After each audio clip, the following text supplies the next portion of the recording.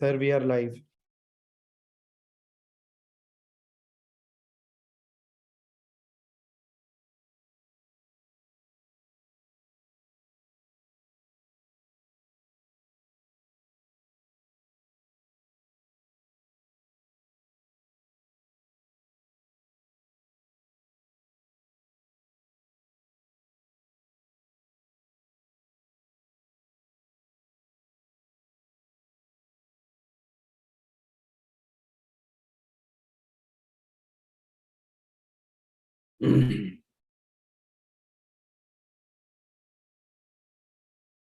Just waiting for things to start.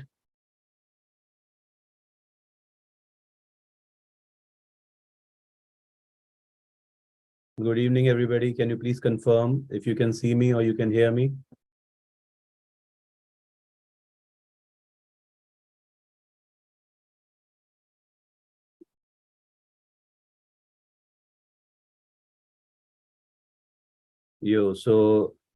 Hi friend, this is Dr. Apurv Mehra and welcome to this session by Cerebellum Academy.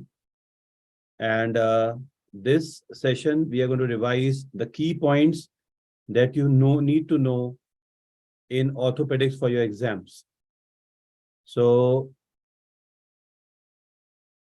we're going to talk about the first important points. Orthopedics means straight child. Father of orthopedics, remember the name Nicholas Andre.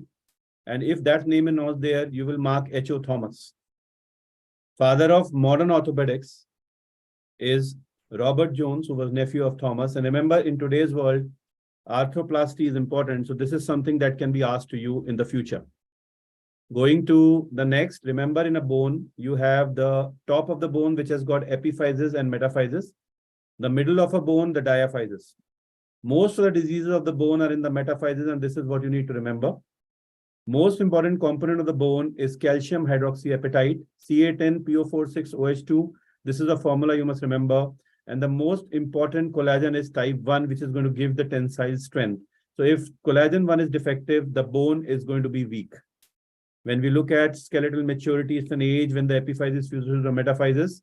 You should remember that 18 is the age at which the shoulder ossify, elbow ossifies at 16, and the wrist ossifies at 18. So 18, 16, 18. This is how you take it. And in the lower limb, the hip goes at 16, the knee goes at 18, and the ankle goes at 16. This is how you remember 18, 16, 18, and the reverse in the joint. So these three joints, which are at the top, they will ossify at 18, and the other three, they will ossify at 16. And that's the question that comes.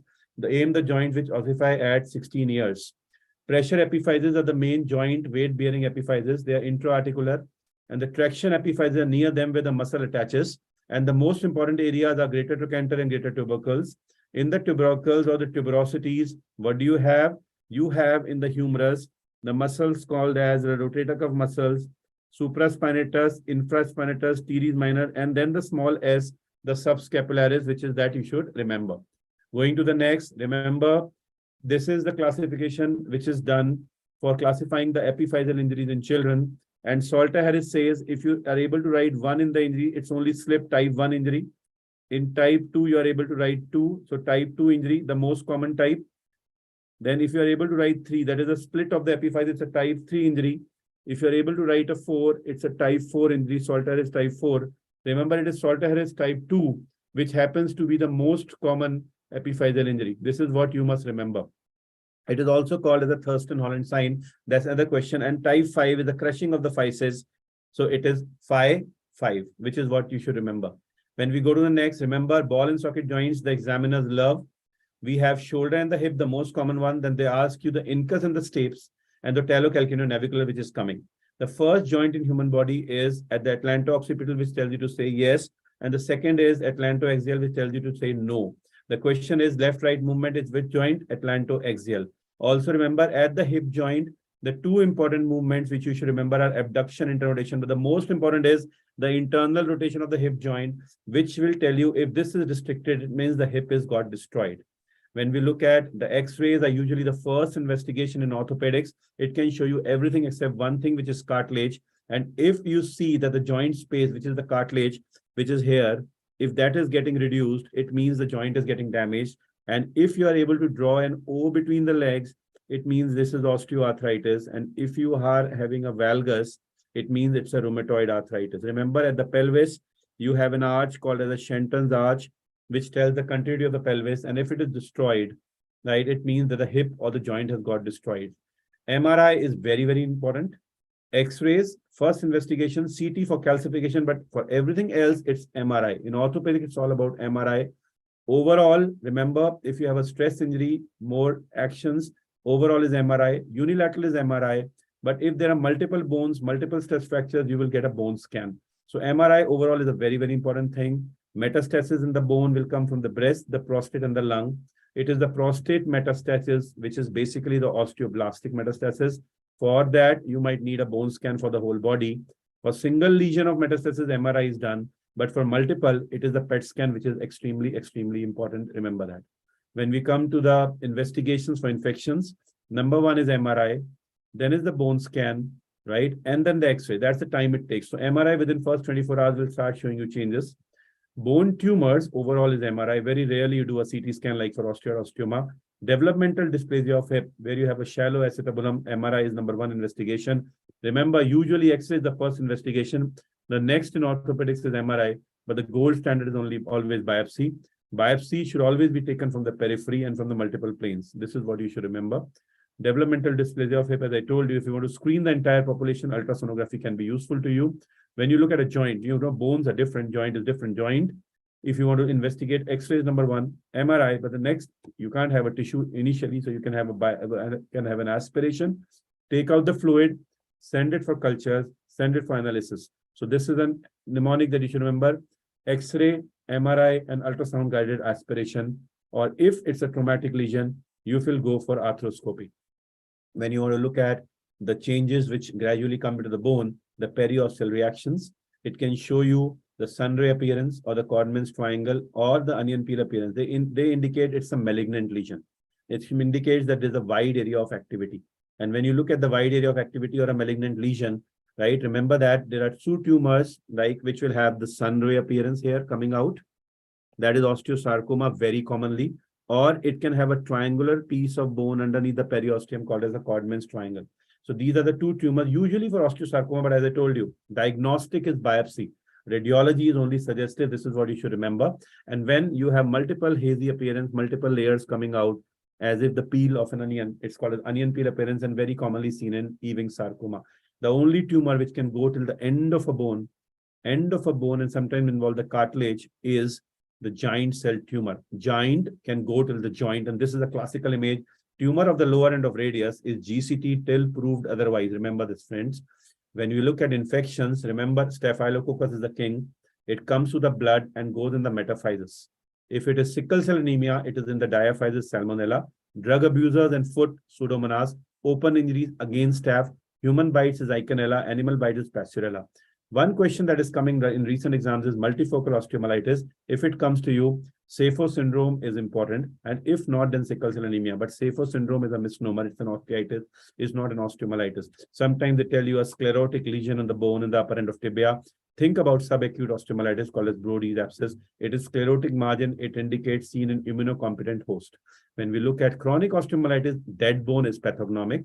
And what you should remember is, if you can see the dead bone, right? If you can see the dead bone in chronic osteomyelitis, around that will be a live bone called as involucrum. The dead bone is called as sequestrum. So they show you this image. In the center will be a dead bone. Around that will be an involucrum, and then the draining sinuses, which are called as a cloacae. Now, it's a deformed bone. These images are coming very commonly. Pathognomic sequestrum. Around that is involucrum, draining sinuses, cloacae. If you try to remove the sequestrum and you come out with a bleeding bone underneath, it's called as a paprika sign. And the two instruments which are very commonly asked in orthopedics are bone nibbler, which nibbles out, and a bone cutter, which can cut the bone ends. If you want to achieve a good soft tissue coverage, the principle is negative suctions. So negative pressure wound therapy or vacuum assisted closure are very commonly asked. This is an image that came in one of the exams. If there is destruction of a joint, this is the epiphysis of the femur.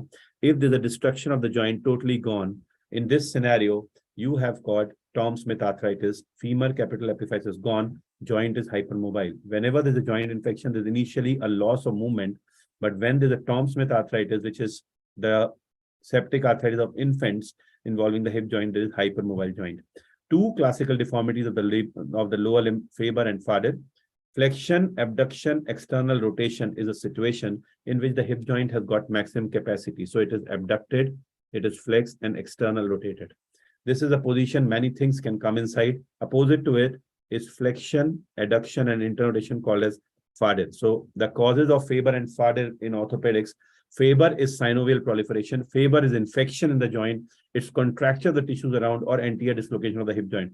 Anterior dislocation is very rare. What is more common is a posterior dislocation, for which you have a Fadel, and then you have the second common arthritis, that is destruction of the cartilage. Here, the arthritis means pus in the joint, not say the destruction of the cartilage. And remember, majority of the hip dislocates posteriorly.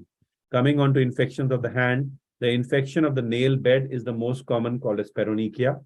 Phelon or Whitlow is loved in FMG exam. This is called as the infection of the pulse space of finger. And if the entire finger flexor sheath is gone, called as infectious sinusinovaitis, Canaveral sign. After them, the commonest is peronekia. Organism is always going to be Staphylococcus aureus in my subject.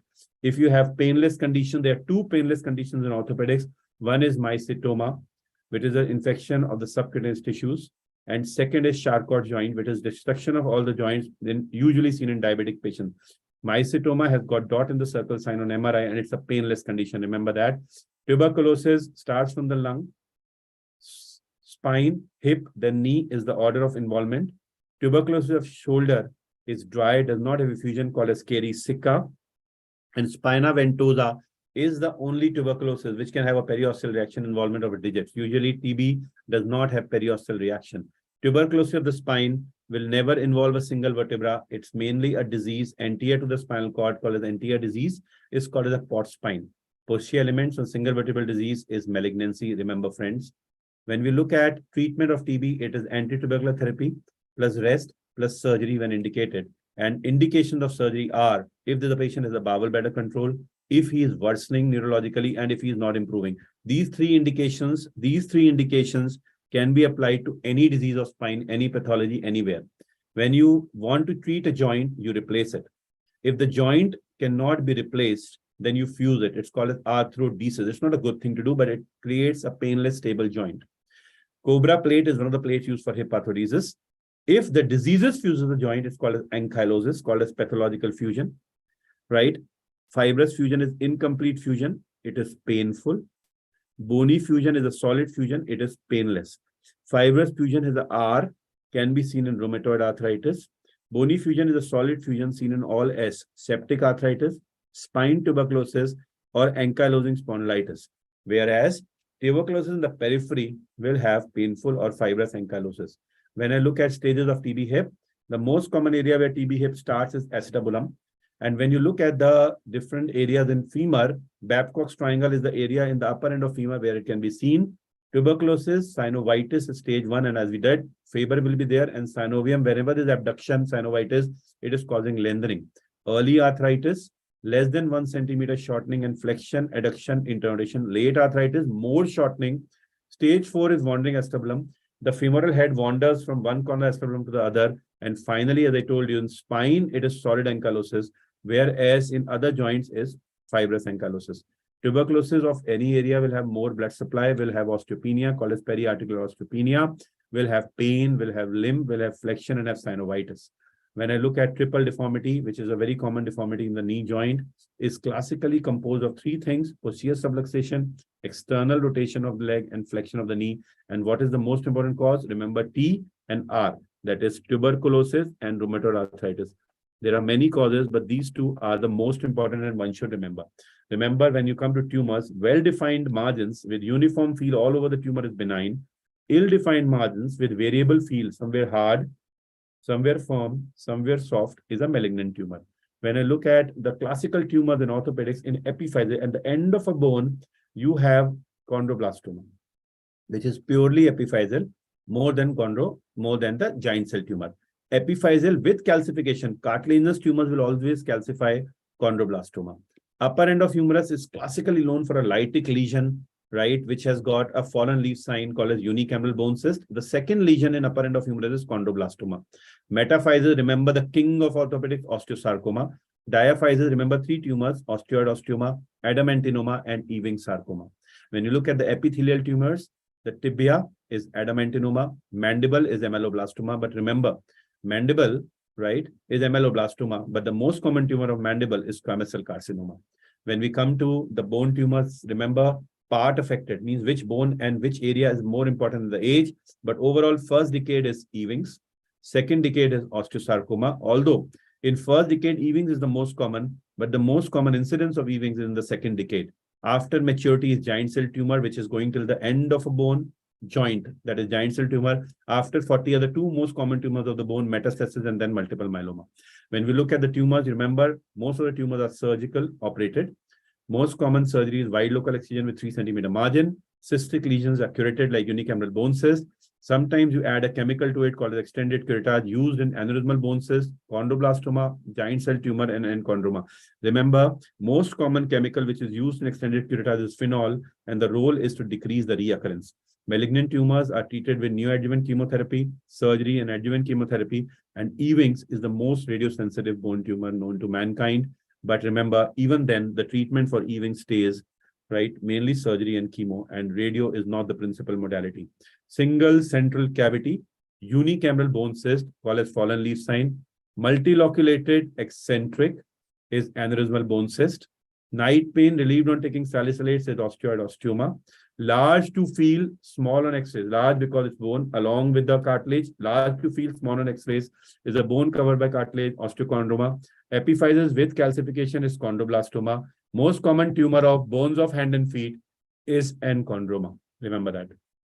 Unicameral bone cyst, as I told you, is a single central cavity at the upper end of humerus. And then if you have a lesion, right, going with a fallen leaf in the center, is called as the unicameral bone cyst. Is compared to aneurysmal bone cyst, is something which is mainly into the metaphyseal area, and it is again a lytic lesion. How do you differentiate the two? GCT goes till the end, and this is in the metaphysis. Codman's tumor, not Codman's triangle. Codman's triangle is a periosteal reaction. Codman's tumor is a chondroblastoma involving the upper end of humerus with calcification. Osteochondroma is a tumor going away from the joint, grows till the skeletal maturity is attained, and it is large to feel, small on X-rays. Lytic lesion with sclerotic margin. Night pain relieved on taking salicylates. A diaphyseal tumor, osteoid osteoma, treated by radio frequency ablation. When you look at enchondromas, they will show you most common tumor of bones of hand and feet. But remember, the most common tumor of hand is squamous cell carcinoma. Mafushi syndrome is multiple enchondromas with hemangiomas with calcified veins called as phlebolyths, whereas Ollier syndromes is multiple enchondromas called as only enchondromas. When we look at the upper end of tibia, if the tumor is going till the end, this is going to be giant cell tumor. If it is in the metaphysis, it is going to be aneurysmal bone cyst. Also remember, giant cell tumor is seen after skeletal maturity. Giant cell tumor has got two types of cells. As the name says, giant cells and mononuclear cells. The giant cells, right, are not the malignant component. It is a mononuclear cell which is a proliferative component. The tumor of the lower end of radius is GCT till proved otherwise. Very commonly asked in lower end of radius, upper end of tibia, upper end of femur. But do you know which is the most common site of giant cell tumor? It is the lower end of femur. That is the most common site of a giant cell tumor. Fibrous dysplasia will have a ground glass appearance, right? This came in a question this year in INICET November 2022, where they asked you, which of the following is not true about GCT? They asked you ground glass appearance, not true. It's seen in fibrous dysplasia, but the classical appearance in fibrous dysplasia is the Shepherd-Crook deformity. That's how they look like. Going to the McAcune-Albright syndrome, which is in the fibrous dysplasia, will have polyostotic, means multiple involvement of fibrous dysplasia, precocious puberty, and pigmentation, the coffee-colored spots. Coming to the vertical striations is seen in hemangioma, also called as corduroy appearance. On a CT scan, it looks like a print of a cord called as a polka dot appearance. This is hemangioma, just loved by the examiners. Chordoma, it's not chondroma. Chordoma is a lytic lesion, mainly involved the extremes of the spine. Commonly site is sacrum. Osteosarcoma is a cancer of youth, usually seen in the second decade, huge proportion. It's a resistant bone tumor. It is a radiation-induced sarcoma. It's a bone-forming tumor, will have ossification and calcification, and it is associated with retinoblastoma. Remember, it's a pulsatile bone tumor when you see in the dissection. First decade, plus onion peel appearance on the diaphysis is Ewing sarcoma, hazy appearance, and Ewing's is the most aggressive bone tumor known to mankind. Coming to the malignant lesions, munched out lytic lesion, where there's a proliferation of the lytic plasma cells, it's called as a multiple myeloma. The alkaline phosphatase will never be high in this because it's a bone destruction lesion. It will have multiple lytic lesions on the skull called as punched out lytic lesions. In the skull, remember some of the important things. You can have beveled or the sloping lytic lesions seen in eosinophilic granuloma. You can have beveled lesions which are seen in multiple myeloma. You can have large cystic lesions called as permeative lesions seen in Langerhans cell histiocytosis, or you can have dots of salt and pepper, which is seen in hyperparathyroidism. When you look at these type of skulls, these are the skulls seen in Paget's, also called as osteitis deformans in old individuals, cotton deposits, cotton wool skull, or a big area of osteoporosis called osteoporosis circumscripta. These are two skulls of Paget's that you should remember. Whatever skulls I've told are very, very important in exams. Hair on an appearance is seen in hemolytic anemias. Looking at the sensory distribution of hand, you must remember that the upper part of the arm is supplied by the axillary nerve sensory. If you look at the other distributions, lateral aspect of the upper part of forearm is supplied by the musculocutaneous. And if you look at the fingers, the tip of index finger is supplied by the median nerve, the tip of the little finger by the ulnar nerve, and the dorsum of vas web space is by the radial nerve. So these are the three areas which you must remember at any cost. And then coming on to the important nerves, around the upper part of humerus is axillary nerve. Around the shaft of humerus is radial nerve. Behind the medial epicondyle is the ulnar nerve. Around the head of the radius is posterior interosseous nerve. Around the hip joint is the sciatic nerve, very, very important. But what came in INICT November 2022? At the neck of fibula, which nerve is there? Common peroneal nerve causing foot drop. Remember, in classification of nerve injury, neuropraxia has got 100% recovery. Tinel sign is not positive, it's negative. In axonotmesis, tinel sign is positive and progressive. It is recovering from the proximal to distal, also called as a motor march, very, very important. And neurotmesis is complete nerve transaction, does not recover. When I look at the axillary nerve, it can be due to dislocation of the shoulder, fracture of the injection, and most importantly, it supplies the upper part of the arm called as the regimental badge area. This is what is important for the axillary nerve. Now coming on to the ulnar nerve, they are asking you ulnar nerve very commonly. It supplies the palmar interossea and dorsal interossea, palmar interossea adduct, dorsal abduct. So if you give a card to a patient and he holds between the fingers, this is called as a card test, palmar interossea, ulnar nerve injury. And if you ask a patient to hold a book between the thumb and the palm, this is called the book test. And if somebody pulls the book and you try to hold it, if your adductor pollicis, which is supplied by ulnar nerve, is not working, right? This is called as a Froment sign. So remember this book test, which came in INICT this time, is for ulnar nerve. And if it is paralyzed, it will cause the flexion of the thumb called as the Froment sign. Remember the mnemonic FU, Froment sign, ulnar nerve. Going on to next, when you have abducted little finger, this is called as a Wartenberg sign. And when a person is not able to abduct the middle finger, because movement of middle finger to either side is called as abduction, this is called as Igawa test by eye.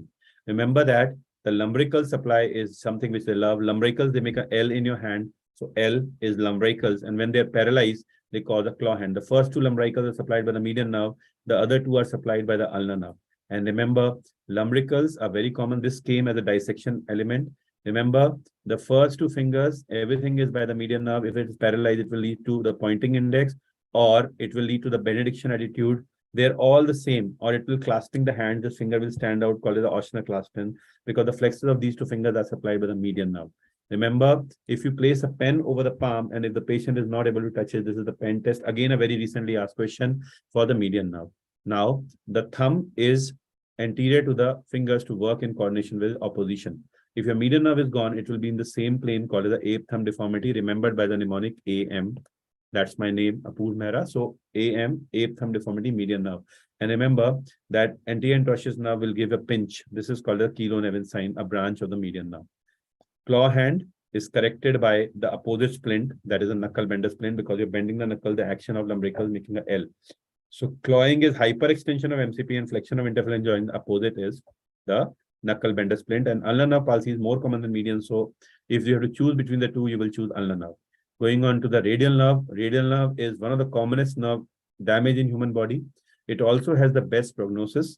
The sensory zone is in the dorsum of the first web space. Sometimes it is also cast into question as Saturn night or crutch palsy.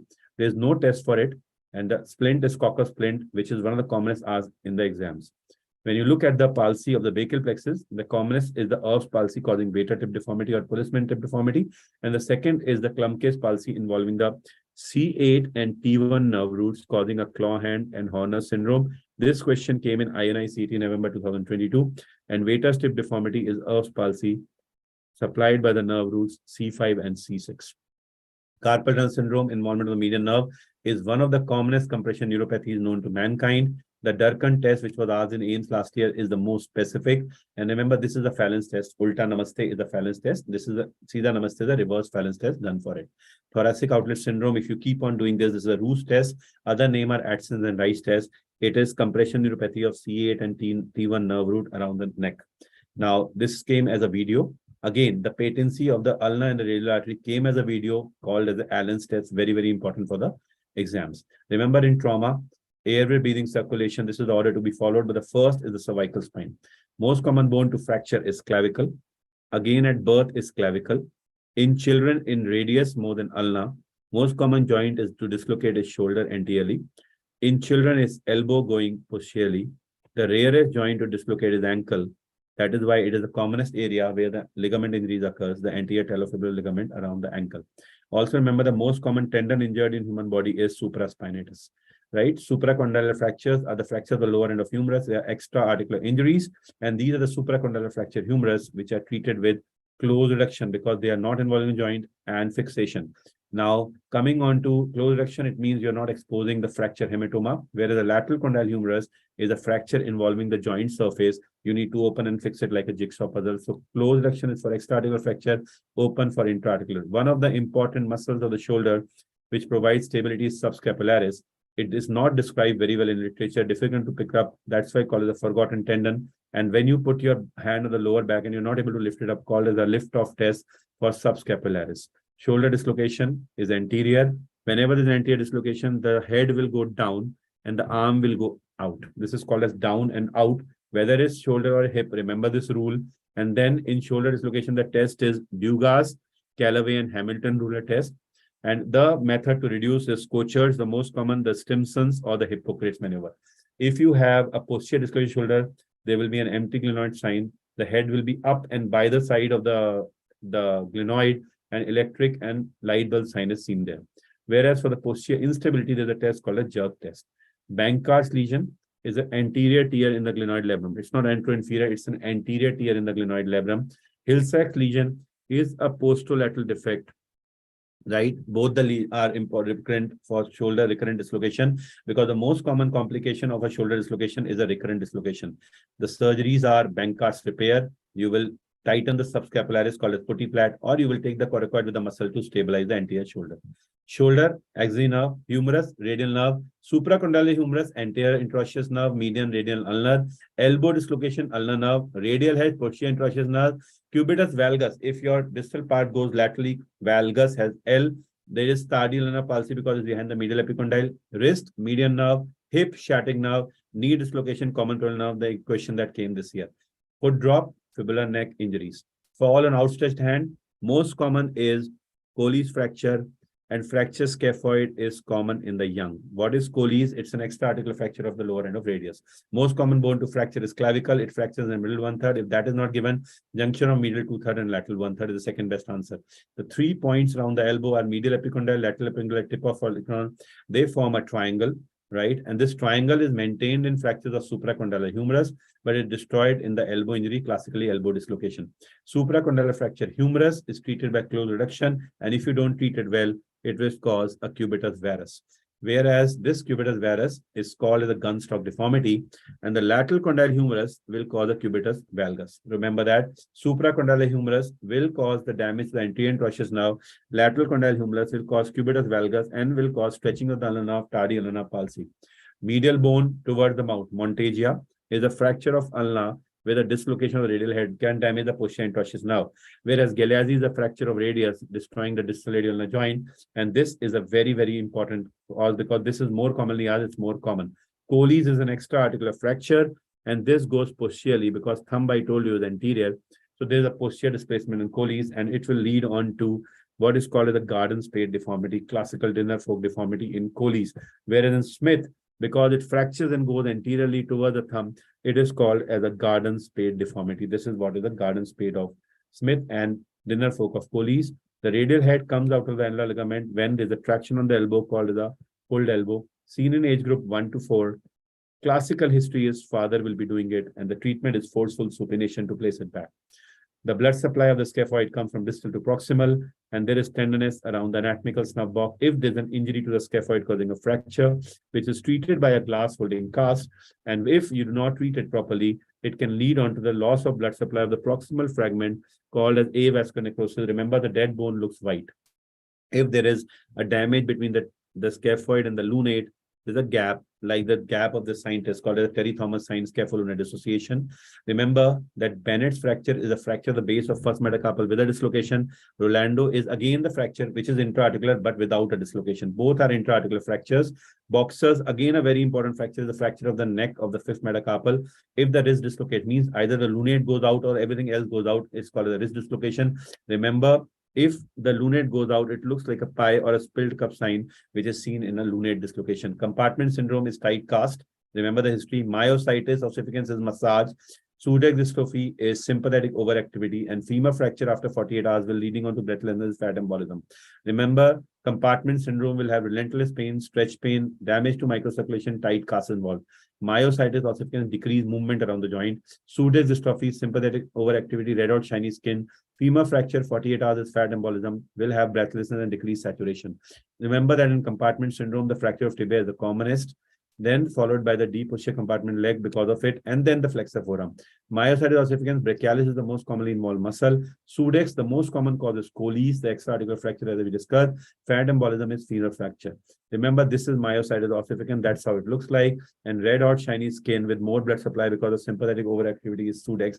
These are the images that you can expect. Remember, the normal curvature of line, cervical spine goes in, cervical lordosis, thoracic comes out, and lumbar goes in. They had asked in Ames, what is the lumbar curvature, lumbar lordosis? But if there's a deformity occurring in the coronal plane, that is called a scoliosis measured by the Cobb's angle. Remember, this is Cobb's angle. The fractures, the Jefferson fracture is the fracture of C1. Hangman is C2, C3 spondylolisthesis. Whiplash is an injury because which hyperextension followed by flexion like a whiplash or a chabuk. Right? These are important injuries. The Clay-Shawlers fracture is fracture of the lower cervical spine, spinous processes. Spinal cord injury without obvious abnormality is seen in pediatric age group. Here, the MRI will show you changes, but the X-rays will be grossly okay.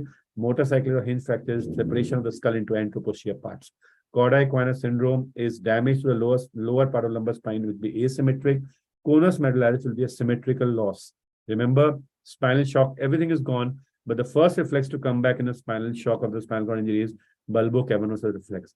Trendelenburg test, which came in the INI-CT November 2022. Remember, if I have defect of my joint, the nerve, the superior gluteal nerve, or its abductors of the hip joint, the gluteus medius and minimus on the right side, if my right side is defective and I stand on my right side, my left side will drop. This is drop of the opposite side is called as pelvis.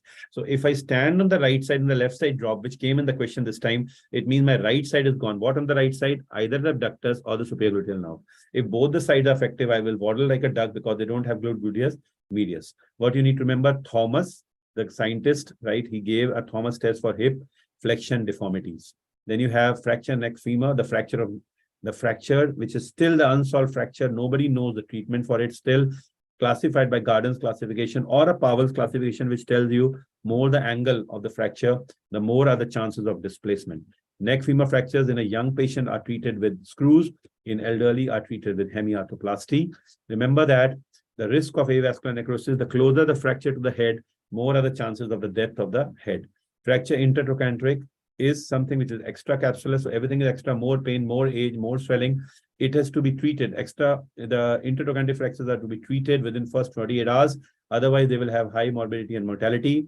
Both neck femur and intertrochanteric, although intertrochanteric have got more drastic presentation, but both have got one thing in common, that is they're more common in females. Intertrochanteric fractures are known for malunion. Neck femur for avascular necrosis and non-union. In scaphoid, remember, non-union is more common than avascular necrosis. The intertrochanteric fractures are treated by the nails or by the hip screws, which were done classically. Gallows traction is used for shaft femur in less than 2 years of age. If you have a shaft femur you want to transport, they have something called as a Thomas splint. And in a child less than 5 years, actually spica is a better treatment than gallows. When you have tibial pinal fracture, it's an interarticular fracture of the lower end of tibia. Talus fractures can cause osteoarthritis, but more common than subtalar than ankle, more common than avascular necrosis. Two angles in calcaneum fracture, bolus lowers, Gizane gains, increases. What you need to remember, if you have got the flexion and adduction and internal rotation, this is classical for Fadir, that is for the posterior dislocation. This is classical for Faber, that is anterior dislocation. This is flexion deformity of the hip, by the Thomas test. And this is external rotation of the lower limb, complete extension, extra, everything extra, the intertrochanteric or the neck femur fracture, the intertrochanteric more than the neck femur fracture. This is one image from a book where multiple questions have been asked. The anterior dislocation will have flexion, abduction, external rotation. As I told you, the head will be down, the thigh will be out, and you can palpate the head anteriorly. And if you're striking against the car, called as a dashboard injury, either you can dislocate your hip or you can damage the posterior cruciate ligament. And this is what you should remember. Posterior dislocation will have flexion, reduction, rotation, and shortening. And here the head will be up at the level. And since the blood supply goes along the head of the femur, you will not be able to palpate this. This is called as vascular sign of Narat positive in posterior dislocation. Q angle is measured on the knee joint for patella subluxation or dislocation. Kite's angle is for clubfoot or CTEV. Cobb's angle is for scoliosis, and Boller's and angle of Gizane are for calcaneum, as we had done. Right? Hanging cast, right, is for humerus. U cast is for humerus. Cylinder cast is for around the knee joint, the patella. The handshaking cast is for Colles. The Dunlop traction or the Smith traction, both are for supracondylar humerus. Figure of 8 is for clavicle. Mallet finger, avulsion of extensor tendon from distal phalanx is for the mallet finger splint. Bowler-Brown splint is for transportation or splinting the lower limbs, mainly the tibia or around the knee joint. Russell traction is classically a skin traction, mainly for the intertrochanteric fractures. Agnes hand traction is for flexion deformity of the hip joint, came in the exams. Milwaukee brace is for scoliosis. Milwaukee brace will go right till the cervical spine. The Taylor spinal brace will go right till the shoulder. The Boston brace will be mainly in the trunk. Remember the difference between the three. Jefferson fracture is C1. Hangman fracture is C2 over C3 subluxation. Nightstick fracture is a classical fracture of only ulna. The Schoffer's fracture is an intra-articular fracture involving radial styloid, very commonly asked. Colles is an extra-articular fracture with posterior displacement, right? And this is something in which you give a handshaking cast. Bucket handle fracture is one side of the pelvis anterior, one side posterior. So it moves like a bucket handle. Open book, hinging on posteriorly, both the anterior side opens up. And one that came in Jipmer, one side anterior, same side posterior, is called as a Melgagne fracture. Straddle fracture is superior inferior pubic rami bilateral. Pylon fracture, as I told you, interarticular fracture of lower end of tibia. Aviator fracture is a fracture of the body of talus. Jones fracture is fracture of the metaphysio-diaphyseal junction of the fifth metatarsal. Pseudo-Jones is avulsion of the tip of the metatarsal. Proximal humerus is classified by Need's classification. Supracondylar humerus is by the Gartland classification. Monteggia fracture is very, very important for you to remember. Fracture of ulna with a dislocated radial head. And which nerve is involved? Posterior interosseous nerve involved. Galeazzi is more common than Monteggia fracture of radius with dislocation of the distal radial joint. What you need to remember, boxers is neck of fifth metacarpal. Bumpers is lateral tibial plateau. Cottons is a fracture involving the three malleoli of the ankle. Potts is a fracture of two malleoli. Chopard's CIT is an intertarsal injury. And remember, Lisfrank's is tarsometatarsal injury. March is a stretch fracture of second or third metatarsal neck, not shaft. Runner's fracture involves the lower part of the fibula. This is what I told you. Needs class and Dennis three-column concept is for the spine. Now, tractions. Important that when you are treating any fracture, tension band wiring is a principle to tighten the patella or the olecranon or the medial malleus. You apply plates mainly in the upper limb. You will have the classical plates, but nowadays you have a locking plate and then the screw has threads to lock with the plate, which are more stable, mainly for osteoporotic bone. Some students cut the bone by osteotomes. cut the bone again by bone cutter, nibble it out, or curate it out. These are 4 instruments that you must remember. Curate, nibbler, cutter, and an osteotome. These are 4 things you should remember. Holding the bone should have a tooth. When the tooth are on both the sides, it's called as a bone holding. When one side is smooth, one side is roughened, so bone plate holding. When you look at the nailing for the lower limbs, if it's an open injury, external fixators. These are the rail fixators, came as an image in one of the November exams, AIMS.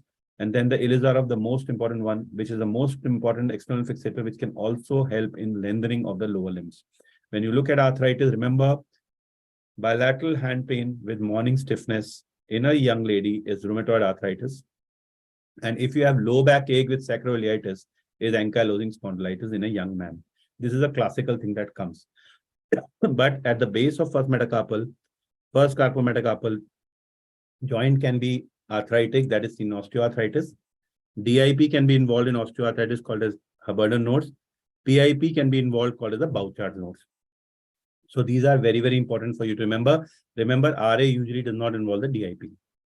When you come to the osteoarthritis of knee, it will cause an osteoarthritis, will cause an O, and the medial compartment of knee is more commonly involved. And which is the most commonly wasted muscle? Quadriceps. This is what you should remember. Osteoarthritis is O. Rheumatoid arthritis will cause valgus. This is what is the 3 deformities which you should remember in rheumatoid arthritis. Swan neck deformity, bending of the distal part with hyperextension is swan neck. Boutonniere is hyperextension of DIP with flexion of PIP and ulnar deviation of the fingers. All these are the important images that can come in rheumatoid arthritis. Coming to ankylosing spondylitis, it will always have sacroiliac inflammation, fusion of the spine. Everything appears more white. Dagger, inverted knife, called as a dagger sign. Calcification along the facet joints, along in the spinous areas, the trolley track, or the shiny corner sign called as a Romanov sign. So this is important for ankylosing spondylitis. Calcification without ankylosing spondylitis is called as Forestier's or dish disease, came as an image in one of the exams. Gout, the needle shaped negatively biresinant uric acid crystal deposition with erosions with overhanging Martel sign is seen in the great toe. Very, very classical. Pseudogout is chondrocalcinosis, calcification of the cartilage and the meniscus. Charcot's, painless diabetic patients. Widened notch, hemophilia. This is a classical thing that should be remembered by every student. Multiple loose bodies in a joint is synovial chondromatosis. Wrist is rickets, widening of a joint. You give calcium vitamin D, you will see the sign of healing called as the healing rickets. Whereas scurvy is whitening, and this is the white line of Frankel along with the Wimberger ring sign. This is what is classical of scurvy. So scurvy is all whitening and rickets is widening. And rickets will be having the retardation of the growth and high alkaline phosphatase. This came in INI-CT November 2022. Coming on to the salt pepper skull with lytic lesions is hyperparathyroidism. When there is short limb dwarfism is called as achondroplasia, defect in enchondrossification. The vertebrae are bullet shaped and the pelvis is champagne glass. When intramural ossification is defective, then you will see absent clavicle called as cleidocranial disorder. Osteoclast defect, choose osteopetrosis more than Paget's. Osteopetrosis does not have marrow. Remember that, marble bone disease. Whereas in osteopetrosis, it can also appear bone within a bone appear or alternate bands like a rugger jersey. But classical rugger jersey spine is seen in renal failure. Coming on to the picture frame vertebra or the ivory vertebra is a feature of Paget's, which I had shown you. The classical skull in this disease, the cotton wool skull. In Paget's, you will have thickened pelvic brim called as the brim sign, or you will have lysis over the bone called as the blade of grass appearance. In osteoporosis, which is measured by the DEXA scan, and bisphosphonates are one of the most important drugs used in this condition. You can see the codfish vertebra, and codfish vertebra can rarely be seen in osteomalacia as well. In osteogenesis imperfecta, as I told you, type 1 collagen gives you the tensile strength. There will be multiple fracture. It is the most common cause of multiple fracture at childhood. You will have a blue sclera. This is what you should remember. Picture frame or ivory vertebra is seen in Paget's. The bullet-shaped vertebra in achondroplasia. Codfish vertebra are seen in osteoporosis. Bamboo spine is classically seen in ankylosing spondylitis. Rugger jersey, CRF, and also osteopetrosis. Sach foot is a foot which is used in the Western countries. Jaipur foot is an internized foot, which looks more natural. This is what you should remember. Reimplantation of a digit which is amputated. Number 1 fixed is bone, and the number last is the skin, which is very, very important for you to see, right? The dial test around the knee joint is for the posterolateral corner, right? And the pivot shift test is basically for the anterior cruciate ligament. When you look at the anterior draw test, the anterior draw test is a very, very important test for the knee joint, but the best test for the knee joint is latchment test for the ACL, which is very, very important. If you look at the two triads that you should remember in orthopedics, is one is O-Dox triad, in which you have the damage to the medial collateral ligament, anterior cruciate ligament, and medial meniscus. This is one question that some people say came in this November. And some say it came in the terrible triad of elbow, which is the elbow dislocation, along with the fracture of the radial head, along with coronoid fracture. So if they asked you elbow, these three. If they ask you knee, the classical I have told you. McMurray's test is for meniscus. Meniscus, the blood supply comes from out to in, so peripheral 1/3 is vascular. The inner 2/3 is avascular. This is what you should be remembering. Going to the structures from anterior to posterior in the knee joint, very, very important to remember that Medical College, Lucknow Medical College. But what I want to remember, the most posterior is the posterior cruciate ligament. And when you push it back, when you push the knee back, what is extremely important is this is what is the dashboard injury that we spoke about, right? Flexor tendon injuries, remember, the distal most is zone 1. Zone 2 is no man's zone where no surgeon should enter. Zone 3 is lumbricals, very important muscle, as is an image. Zone 4 is carpal tunnel, median of compression, and zone 5 is forearm, which you should remember. This prolapse most commonly occurs in L4, L5. Everything in orthopedics is MRI. Remember that. That is what you should remember. Low backache going to lower limb is a sciatica. The classical disc, which is going to cause this prolapse, is L4, 5, and the most common nerve root involved is the L5 nerve root that you should remember.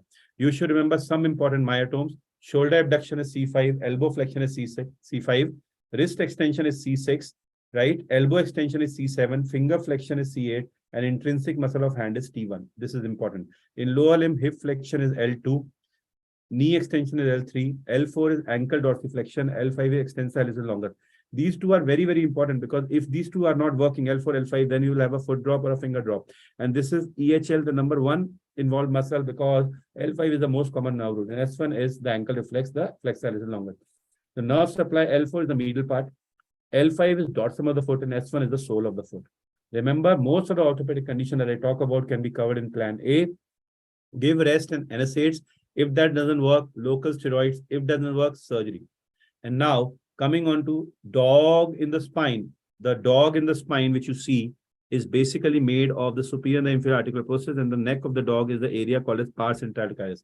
Whenever any injury comes in the spine, it will damage this area called as spondylo, means vertebral lysis. So dog with a collar in the neck, and then it will be separated out, right, into two parts called as spondylolisthesis. So spondylolysis, break in the neck is L5, and slip of one vertebra is L5S1. Remember, one more spondylolisthesis, C2 over C3, hangman's fracture that we had done. Inverted Napoleon sign is again seen in spondylolisthesis. Gamekeeper's thumb is avulsion of the ulnar collateral ligament of the first carpometacarpal joint, first metacarpophalangeal joint. So first MCP avulsion is called as a gamekeeper's thumb that you should remember, right? This is an image for the same. Now, tennis elbow is an inflammation around the lateral epicondyle called as common extensor inflammation, and ECRB, external carpal brevis, is the most commonly involved nerve, and Cosen test is most importantly done for it. What you have to remember, tennis elbow is lateral epicondylitis, golfer's elbow is medial epicondylitis, student's elbow is olecranon bursitis. When you have inflammation involving the first extensor compartment of the hand, the thumb, it is decurvent synovitis involving abductor pollicis longus and extensor pollicis brevis. Housemaid's knee is prepatellar bursitis. Clergyman's knee is infrapatellar bursitis. Remember that. This is the Finkelstein test for the same decurvent synovitis. Haglund deformity is around the ankle. Remember this area. Dupuytren's contracture is the contracture of the palmar aponeurosis, and it causes the flexion of what two fingers? Ring and little finger. Remember that. Coming on to the mallet finger, we did avulsion of the extensor tendon, right? And opposite to it is the jersey finger, avulsion of FDP from the distal phalanx, and this is operated, whereas the mallet finger is usually treated by a splint, right? Coming on to the bolus thumb is ulnar collateral ligament of the around the base where the nerves will be entrapped. So it is the perineural fibrosis like a compression neuropathy. Hallux valgus is lateral deviation of the great toe that one should remember as an image. In painful arc syndrome, you have mid abduction pain that is 60 to 120 degrees, which is very, very important, very commonly asked. Osteochondritis, what you must remember, Kainbach is lunate, Kohler is navicular, Freiberg is second metatarsal head, Isolene is fifth metatarsal base, and sever is the bone that hits the sever if you're walking the calcaneum. That is what you should remember. Coming on to the Kainbach, this is what is the osteochondritis of lunate, or you can have navicular called as a Kohler. This is an area which examiners love. Sherman is osteochondritis of the vertebral body. Avascular necrosis, death of a bone due to poor blood supply, commonly involve the head of the femur, involving the fracture neck femur, proximal or scaphoid, body of talus, or the lunate. Very, very important. This is how the dead bone looks more white. It can have a crescentric lucency. The crescentric lucency is very, very important, called as crescent sign. Or why will it happen? It will mainly be causing the white structures that you can see. In avian of the humeral head, you will see a snow cap sign, which is very, very commonly seen in the exams. And avian of the head of femur coming back will involve the anterolateral of the head. You will see a lucency called as a crescent sign. In there, you will on MRI see a double line sign. You can decompress the pressures by co-decompression. You can put a muscle with a blood supply, muscle pedicle graft, or you can do a hip replacement, which is extremely important for you to know. Remember, if the biceps is ruptured, came as an image called as a Popeye sign. Altered abduction and interrotation of the hip means that the hip is getting destroyed. Remember, the aim of every pediatric hip pathology is to reduce it. DDH is a very common pathology. This is a normal acetabulum. This is shallow, gone out, right? Then Ortolani test is a test in which if you're abducting, right, the hip comes in. It's called as Ortolani. Hip ko andar lana. Bahar lo means when you adduct, the head goes out. Bahar lo is a dislocation. So this is what you should remember, right? In Pavlik harness is one of the important things given for DDH child to maintain abduction. Other things are Von Rosen splint or the Battler cast. Perthes is avascular necrosis of the femoral epiphysis. Age group is 4 to 8 years. Again, the treatment is maintain the hip reduce. When the epiphysis slips down, right, this is called a slipped capital femoral epiphysis, seen in the age group 11 to 20, right, and seen in hypothyroidism. So it's basically the metaphysis that moves up. And if you draw a line over the metaphysis, it should normally cut a part of the head. This is called as a cleans line normal. And when it doesn't, it's called a Trithovan sign, seen in slipped capital femoral epiphysis. If you think the pseudo hypertrophy of the calf, right, or you see a child climbing on himself, this is Duchenne's muscular dystrophy, a very, very important image that comes to you. When there's a shortened sternocleidomastoid, it's called as congenital muscular torticollis. The ear towards the same shoulder, chin goes opposite. And when you have short web neck, low posterior hairline, decreased neck movement, this is Klippel-Feil syndrome. Rocker bottom means there is a congenital vertical talus or incorrect correction of CTV. So what is the correct correction of CTV? We'll be coming to it, right? The correct correction of CTV means you have 4 components CTV: cavus, adduction, varus, equinus. So equinus at ankle, varus at subtalar, adduction at forefoot and midfoot, and cavus means increased plantar arch. So when you have to correct adduction, cavus, adduction, varus, and equinus. So if you correct in this order, CTV will be corrected. First question, order. C, then A, then V, then E. Second question, 4 components. When do you start correcting? As soon as possible, apply cast at birth. 2 questions came in INI-CT this time. What are the 4 components? C, then A, then V, then E. Second question, how soon will you apply a cast? As soon as possible. So this is what is remembered. If you do not follow this order, the rocker bottom foot will occur. Remember, CTV has got different components and it has to be treated very aggressively. But if you do not treat it by the skeletal maturity or more than 10 years of age, then you will have to fuse 3 joints, which is second common question asked: triple arthrodesis, TN, TC, and CC. Talonavicular, talocalcaneal, calcaneocuboid. These are the 3 joints which are fused in CTV. Very, very important, right? Coming on to the splint for CTV is Dennis-Brown splint. So in pediatric, 2 splints are important: Pavlik harness and Dennis-Brown. Pavlik harness for developmental dysplasia of hip, and CTV Dennis-Brown splint. Green stick fracture means break in one of the cortices. And when you have a deformity in the tibia, it's called as a congenital pseudoarthrosis of tibia, right? Maid-lung deformity is a deformity of the lower end of radius, where you are not able to have a proper growth, but functionally it's normal. It is mainly seen in females. And remember, this is what I wanted to talk to you about. And now just few things I want to tell you. You are at the core of your preparation. What will decide is, there will be days you don't want to get up. What you do to those days will decide where you end up. So you have to be fully committed. Every day, give your 100%. Just do not take rest. And then finally, leave it to the good God above. But remember, you have to fight for your dream because nobody else is going to go and do it for you. Learn to dream big. You should have the courage to tell yourself, nobody can stop you. And then the last thing I want to tell you, teri kismat da likha, tere to koi kho nahi sakta. Whatever is your destiny, you will meet it.